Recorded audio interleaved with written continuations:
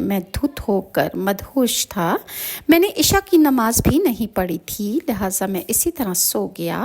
تو میں نے خواب میں دیکھا کہ سور پھونکا گیا اور قیامت قائم ہو گئی اور مردے قبروں سے اٹھا لیے گئے اور تمام مخلوقات کو اللہ تعالیٰ نے میدان حشر میں جمع کر دیا۔ میں بھی انہی لوگوں میں میدان حشر میں موجود میں نے خود کو پایا۔ تو میں نے اپنے پیچھے سے آہٹ سنی۔ جب میں نے مڑ کر دیکھا تو ایک بہت بڑا اژدہا، کالے رنگ کا ناگ، آنکھیں نیلی ہیں، منہ کھولے ہوئے میری طرف دوڑ رہا ہے۔ لہٰذا جیسے ہی میں نے اس کالے ناگ کو دیکھا تو خوف اور دہشت کے مارے میں بھاگنے لگا۔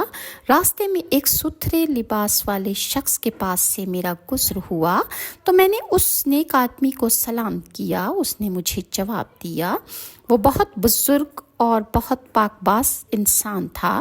میں نے اس سے کہا کہ بابا جی، مجھے اس ناگ سے پناہ دے دیجئے، مجھے اس سے بچا لیجئے، لہٰذا اللہ آپ کو اس سے پناہ دے گا۔ وہ بوڑھا رونے لگا اور وہ کہنے لگا کہ میں کمزور اور ضعیف ہوں اور یہ ناگ زبردست ہے، میرے بس میں نہیں ہے کہ میں اس کا مقابلہ کر سکوں یا اس کو پکڑ سکوں یا اس مصیبت سے تم کو بچا سکوں۔ آگے چلو اور یہاں سے بھاگ جاؤ، شاید اللہ تعالیٰ تیری نجات کی کوئی صورت بنا دے گا۔ مالک بن دینار کہتے ہیں کہ میں نے خواب میں دیکھا کہ میں آگے بھاگنے لگا اور بھاگتے بھاگتے میں ایک بلند جگہ پر چڑھ گیا۔ ادھر سے میں نے جہنم کے طبقات کو جھانک کر دیکھا تو جہنم کی ہولناکیاں دیکھیں۔ قریب تھا کہ اژدہے کے خوف سے میں جہنم میں گر جاتا۔ مجھے کسی نے آواز دے کر کہا، چلو یہاں سے، تم یہاں کے رہنے والے نہیں ہو۔ میں اس کی بات سے مطمئن ہو گیا اور وہاں سے میں واپس لوٹا تو اژدہا میرے پیچھے تھا۔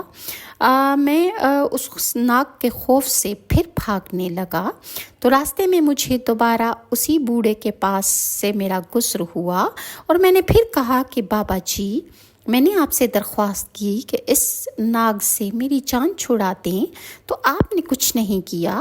وہ بوڑھا رونے لگا اور کہنے لگا کہ میں تو ناتواں ہوں، البتہ تم اس پہاڑ کے پاس جاؤ جہاں مسلمانوں کی امانتیں ہیں، اگر تمہاری کوئی امانت ہوگی تو وہ تمہاری مدد کرے گی اور وہ تمہیں اس ناگ سے بچا لے گی۔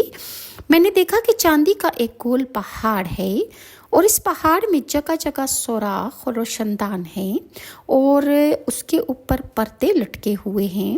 ہر روشن دان پر سونے کے دوپٹے ہیں۔